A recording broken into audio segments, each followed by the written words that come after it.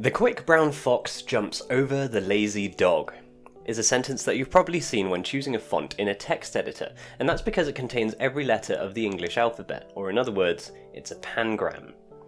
I got thinking about pangrams and I thought, well, they're not that hard to write, you know? You could get a kid's A to Z book with, A for apple, B for ball or whatever, and that book is a pangram because it definitely contains every letter at least once. So the thing that makes a quick brown fox special is that it's short and it's memorable. But I mean, is it actually that short? There are some duplicated letters in there, so it's not the most efficient, and in fact, if we count them, there are 9 duplicates for a total of 35 letters. So you could argue that a pangram is better if it contains fewer letters. As a demonstration of this, one of my favourite pangrams is Sphinx of Black Quartz, Judge My Vow, which only has 29 letters. And if you want to go a step further, you could say Banks cum fjord glyph quiz vext, which is a perfect pangram since it contains every letter exactly once. Though it does use some pretty obscure words, it's kind of more of a list than a sentence. So the question that we're answering today is, what is the best pangram that you can make using only Pokémon names? If you want to give it a go yourself, there's a list of Pokémon in the description below. I had an attempt at this just by picking Pokemon that felt right, and the best that I could come up with was Combusken Joltik Quillfish Vulpix Zygarde, which has 36 letters, and that's alright, it's about the same length as a quick brown fox, but I'm pretty sure we can do better. So this is actually a well-defined linear optimization problem. So here we are in MATLAB Online, and I'll show you how I solved it. So we start by importing a list of Pokemon names. Then we compute the length of each one, so you can see that Abomasnow has 9 letters, Abra has 4, and so on. And then we decompose them into their constituent letters. So I've got Abra here as an example. You can see it's got a 2 in the first column to indicate the 2 A's, there's a 1 in the second column to indicate the B, and you can trust me that there's a 1 corresponding to the R for the off-screen. And then here I've got the optimization live task, which is going to do most of the hard work for us.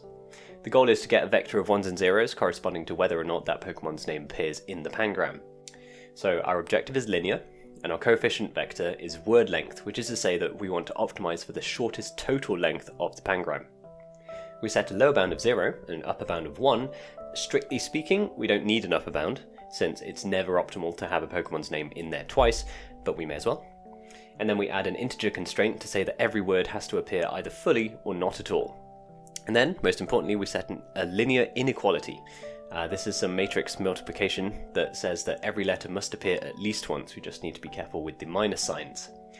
And then I've also specified a custom output function that displays the result of the pangram at each step of the optimization. The only thing left to do is click run, and there's our answer.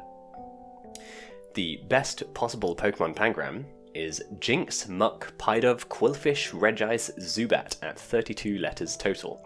So that's 4 letters fewer than my earlier attempt, and I'd say that's a pretty good result. If you want to use this list to test out your fonts, then feel free. For those curious, I actually have some other solutions that don't use certain Pokemon. It's pretty safe to say that Jinx is really pulling her weight here. And note that just by changing the optimization parameters a little, we can approach the problem from the other side, find the longest list of Pokemon names with no repeating letters, otherwise known as a heterogram. So here the best heterogram is Bishop, Golduck, Jinx, Mew at 21 letters, so once again, Jinx is in the spotlight, and if they introduce a Pokemon in Generation 9 called Vizquift, then I would be very happy. So yes, that's the main result. Just for a bit of fun, I decided to throw the team into Smogon's National Dex UU. The team revolves around Defensive Quillfish and Sash, Pidove and Zubat for Tailwind support, so I'll just leave that running in the background. If you attempted making a Pokemon pangram yourself, then let me know how close you got in the comments. Obviously the pangram script that I wrote can be used for any list of words, not just Pokemon. So for example, with countries you could have Egypt, Fiji, Honduras, Iraq, Mexico, Slovakia, Zimbabwe, whereas animals would be frog, jackdaw, lynx, shrimp, vaquita, zebu, which is the same length as the Pokemon one actually. And that's actually unsurprising, because Pokemon names are supposed to sound vaguely like animal names, whereas country names are designed to be longer and more distinctive. I would have loved to do chemical elements as well, but sadly no element has a Q in it. So yeah, I just thought this exercise was a nice way to demonstrate how optimization can be applied to easily understood problems. and I like how it combines three of my favourite things, those being Pokemon, wordplay, and of course programming. So, I'm Chandaquil. If you like this sort of content, I'll be uploading similar sorts of coding videos in the future, so keep an eye out for those, and thanks for watching.